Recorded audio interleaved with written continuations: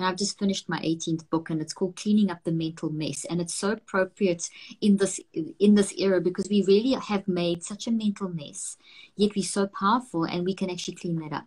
And I think part of, a big factor that I think is very important in us doing what you and I are both saying is accepting things like depression and anxiety and the negative emotions, not as being these scary things that you've got to like avoid, but actually to embrace them and process them and reconceptualize them, because it's not a mental illness that you have if you're feeling depressed. You're just being a human and you're just responding to the circumstances of life, and you have a story. But we've had a message for 30 years that has really contributed to what you're not talking about. It's contributed to people, the education system, and that just people just kind of almost have become shallow and frustrated. And it's not who we are, because people sense that this is not right. People are frustrated. Right. People are reacting in a very in a good way. But when you think deeply, you change the way that you actually process information. So let me make this simple. For example, if you start becoming aware of your depression, I've got a little tree here. I always use these analogies. Thoughts are real things. Our mind is real, but it's not your brain. Your mind is not your brain.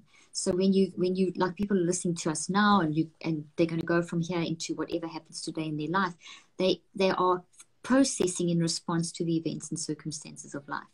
So that you're using your mind to do that. And as you're using your mind, and you talk about this as well, but as you're using your mind to respond, your brain is changing all the time anyway. That's neuroplasticity. So your brain is changing because your mind is responding. So your mind is actually the thing that makes the brain work. So your mind uses your brain, but we're in a world that tells us you are your brain. There's a real cool image of a brain. You're right. Brain. I like that. Yeah. No, you're right. Right. It's not the same thing. And everybody. No, it's not the same thing. But we've been told for 30 years, it's about 30, 40 years now, that neuroreductionism is the answer, that you are your brain. So, if you feel sad, your brain caused it. If this happened, but meanwhile, as you're responding, if you respond in a toxic way, if you don't if you don't manage the situation, if you try and suppress the depression, if you try and if you argue, whatever, if you don't manage, self-regulate, you actually build toxic structures into the brain. So you build these things into the brain. So wow.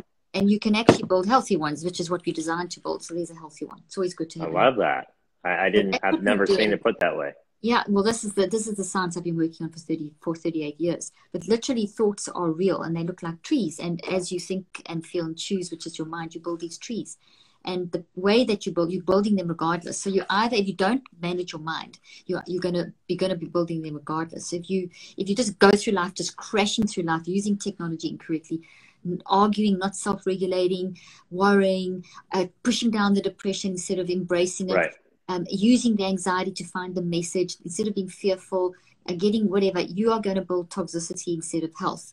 So either way, you're building something. You're never not building. Yes. I teach people how to direct their neuroplasticity. And what's so important about this world is that these become the root from which you operate. So if you're constantly toxic and you have used your mind to change the structure of your brain, which is what you're doing, but if this is what you're building in your brain, and these are real, they're built on your neurons in your brain, this is what you're going to say. This is what you're going to do. This is how you view life.